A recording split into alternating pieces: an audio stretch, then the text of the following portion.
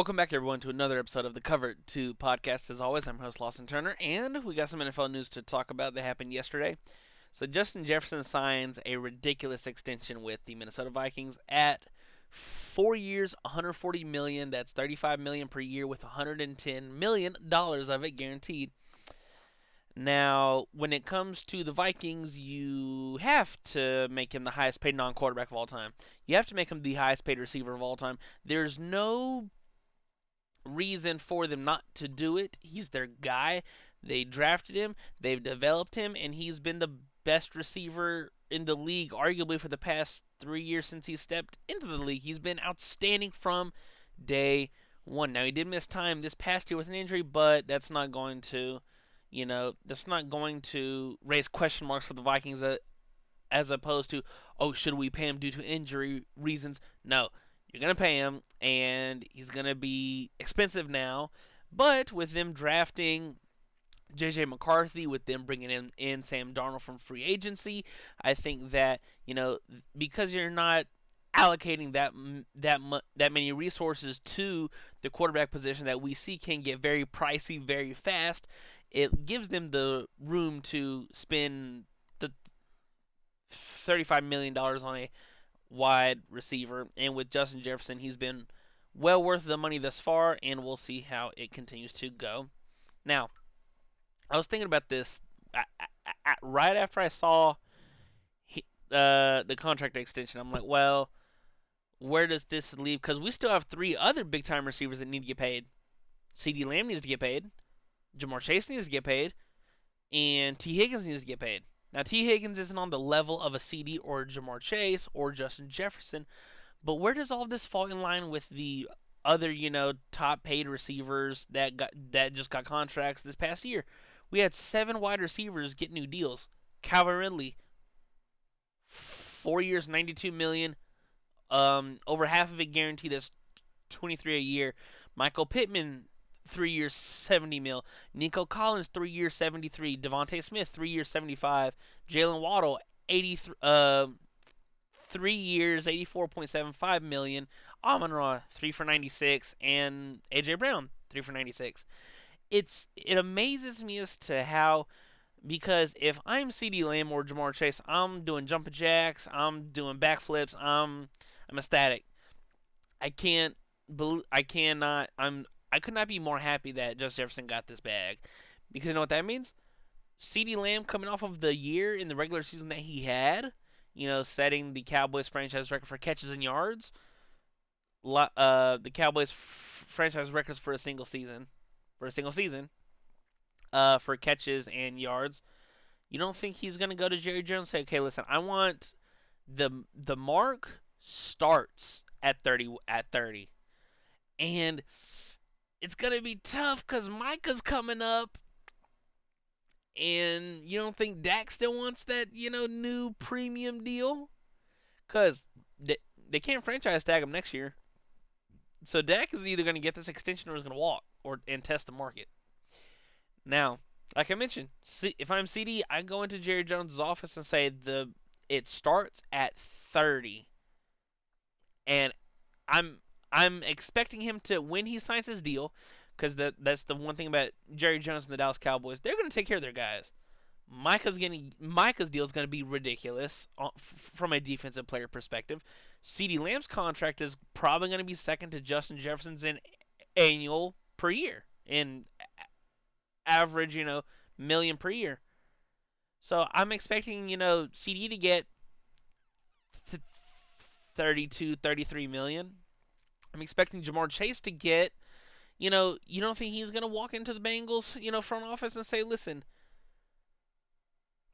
it starts at 33, because, whatever side you're on, if you're Justin Jefferson, Jamar Chase, you're going to get paid. But when I saw 4 for 140, I'm like, damn, that's a lot of cheddar for a receiver. Now, receivers are becoming a lot more important, which, 4 or 5 years ago, it was, is a receiver worth that? Which, you know, obviously the Vikings are not contending for a Super Bowl, So they have the resources to do this. But when it comes to like a Cincinnati Bengals, who they if Joe Burrow can stay healthy and all their pieces can hit, then they could be looking at a divisional title and contending for a Super Bowl again. But if you pay Jamar Chase, 31 to 33 million dollars a year, you have to let T Higgins walk or trade him. So it's like you're getting rid of a overqualified number two receiver in T Higgins. He's a well overqualified. He would be a number one for plenty of teams. Uh, it amazes me as to whenever someone resets the market for a position, whether it be quarterback, well, besides quarterback, because quarterbacks are really going to get paid. When it comes to like receiver, tackle, edge rusher, corner, it's like, okay, well, who else is in line and needs to get paid? Like, that's what happened when Zeke got paid early, because he wasn't up yet. It was going to be Dak, then Zeke. Zeke jumps the line, and then the running backs, it's like, and then the running back position starts to get devalued because it's like, well, Dallas gave Zeke that bag, and it didn't work out. He was a shell of himself after he got paid. Now these receivers, like I mentioned, CeeDee, big bag. Jamar Chase, bigger bag. T Higgins, he's gonna get a bag from somewhere. Someone's gonna give him the 30 that he wants. And do I think he deserves it? High 20s, like 29, 28 to me, because when you look at like per year, Jalen Jalen Jalen Waddle. I don't know why I'm tripping. Jalen Waddle is at 28 and a quarter mil per year on average. So I don't know. I think that when these three receivers get paid, and CeeDee, Jamar, and T Higgins, it's probably going to start at 30 for all of them. And I could see CeeDee asking for 35 because he had statistically the best receiving Cowboys receivers year. I don't too many receptions, yards, receiving, blah blah blah. He he was fantastic. It was fantastic. Now they didn't really do anything in the postseason due to they got blown out by Green Bay. But you're paying for what he's done and what he will do. Justin Jefferson has proved he's arguably, and in my opinion, the best receiver in the NFL, and he'll probably continue to be the best receiver for at least half the contract. So over the next 3 years, because now he's locked up for 5. This upcoming year, and then his deal kicks in. So there's no real like it's gonna be. I don't know how these teams are gonna continue to like. If you're gonna pay a receiver in the low to mid 30s, it's going to be really hard to compete for a Super Bowl because then that takes away resources from. Now you can't pay for a left tackle. Now you can't pay for an edge rusher. Now you can't pay for another key guy. So I don't know where this. Well, I know where it leads for CeeDee and Jamar and T. They're going to get paid. They were going to get paid before, and they were probably just waiting for Jamar to set the bar and then tiptoe all the way up to it. Jamar drew the line. CeeDee, Jamar, I didn't mean to say Jamar drew the line. Justin Jefferson drew the line. Jamar, CeeDee, and T are gonna tiptoe right next to it. You know, and there's nothing wrong with going and asking. It don't hurt to ask. The worst thing to do is say no. So if Jamar goes in and say, okay, I want 36 a year.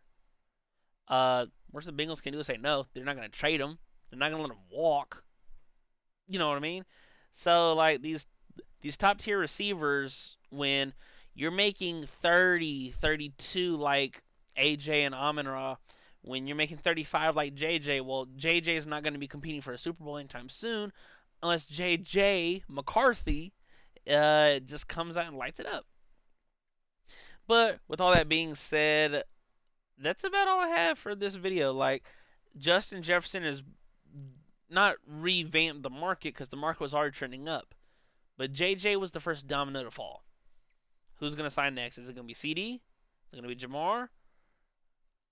I would be shocked if T gets the money from the Bengals, but we'll save that for wherever T ends up, whether he ends up re-signing with the Bengals or whether he is traded to another team. Well, that's all I have for you guys in this episode of the Cover 2 podcast. Be sure to check us out on Twitter at the Cover 2 Pod 26.